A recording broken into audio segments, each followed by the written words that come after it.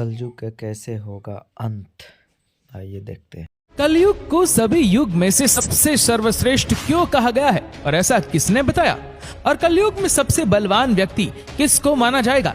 लेकिन क्या आप जानते कि कलयुग में महाभारत जैसा एक और महायुद्ध भी होने वाला है? तो चलिए जानते हैं इस वीडियो में, तो वीडियो को अंत तक जरूर देखें। दोस्तों, हमारे सनातन धर्म में समय के कालखंडों को 4 युगों में बांटा गया है, सतयुग, त्रेता युग, द्वापर और कलयुग, जिसमें कलयुग को मानव जाति के लिए सबसे शापित युग कहा गया है। कहा तो ये भी जाता है कि जैसे जैसे कलयुग अपने चरम पर पहुंचेगा, हमारे समाज की हालत बद से बदतर होती जाएगी। लेकिन आपको जानकर हैरानी होगी कि प्राचीन समय में एक ऐसे महर्षि भी हुए जिन्होंने कलयुग को सभी युगों में सबसे सर्वश्रेष्ठ युग बताया। दोस्तों, कौन थे वो महर्षि? क्यों उन्होंने कलयुग को सर्वश्रेष्ठ युग बताया और उनके ऐसा कहने के पीछे क्या तर्क था?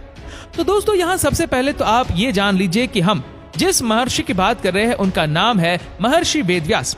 उन्होंने ही कलयुग को सभी युगों में सर्वश्रेष्ठ युग बताया है।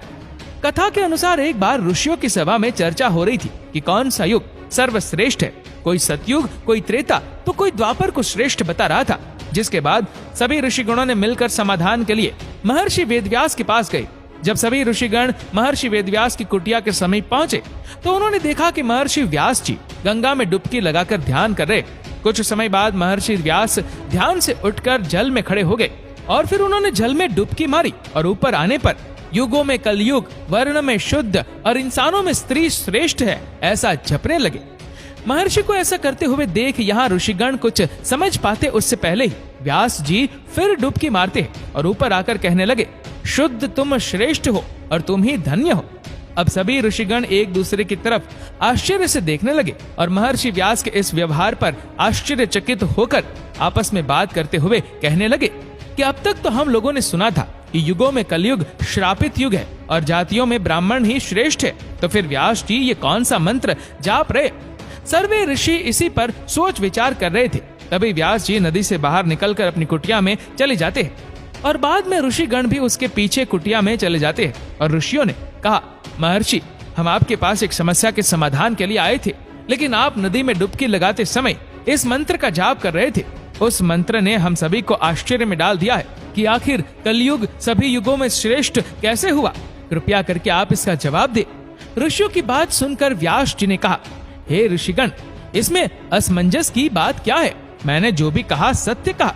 मनुष्य को जो फल सतयुग में 10 वर्ष तक कठोर जप तप करने से मिलता है, वही फल मनुष्य को त्रेता में 1 वर्ष में, द्वापर में 1 महीने और कलयुग में 1 दिन में प्राप्त हो जाएगा। इसी तरह जो फल सतयुग में त्याग, त्रेता में यज्ञ, द्वापर में देवार्चन से प्राप्त होता है, वही फल कलयुग में मनुष्य प्रभु के भक्ति और कीर्तन मात्र से प्राप्त कर लेगा। दरअसल कलयुग को ये वरदान प्राप्त है कि कलयुग में केवल श्री हरि का नाम जपने मात्र से जीव का कल्याण सुनिश्चित है। उसे मुक्ति के लिए अन्य किसी भी साधन की आवश्यकता नहीं है। इसी वजह से मैंने कलयुग को श्रेष्ठ कहा। इतना सुनने के बाद सभी ऋषिगण आगे वेदव्यास जी से कहते हैं, महर्षि, आपने नदी में दूसरी डुबकी लगाते कहा था कि कलयुग में शुद्ध श्रेष्ठ है। आखिर ये संभव कैसे है? समाज का सबसे निम्न वर्ण श्रेष्ठ कैसे हो सकता है? इस पर वेदव्यास जी कहते हैं, पहले ब्राह्मणों को ब्रह्मचर्य का पालन करना होता था, जिसके बाद वे अनुशासन एवं धर्म की मर्यादा में रहते हुए वेद शास्त्रों एवं मंत्रों का अध्ययन करते थे और इसके बाद ही वे अन्य वर्णों को मार्गदर्शन के लिए उन्हें धर्म ज्ञान देते थे। इस तरह से प्रत्येक ब्राह्मण अपने कर्तव्य का निर्वहन करते हुए उच्च पद को प्राप्त होते थे। लेकिन कलयुग में ब्राह्मणों में ये सभी गुण देखने को नहीं मिलेगा, इसीलिए वे सभी उच्च पद को प्राप्त नहीं होंगे। लेकिन शुद्ध में पहले से ही ब्रह्मचर्य और शास्त्रों के अध्ययन का नियम लागू नहीं होता आ रहा है।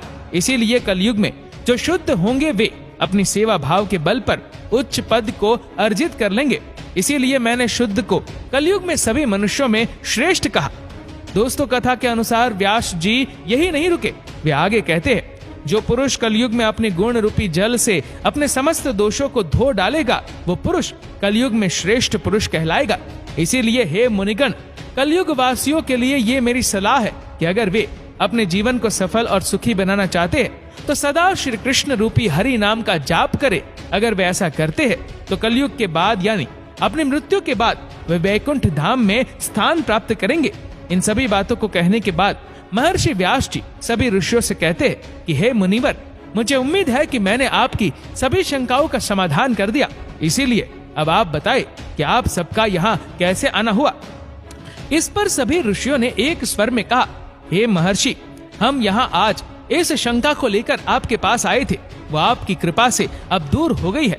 ऋषियों के मुख से ये बात सुनकर व्यास जी अब मुस्कुराने लगते हैं। महाराज, मुझे दीजिए। कम से कम ये कंकड़ तो उठाने दो हनुमान। पर एक राजकुमार को ऐसा काम शोभा नहीं देता। काम अपने आप में एक शोभा है हनुमान, चाहे जो भी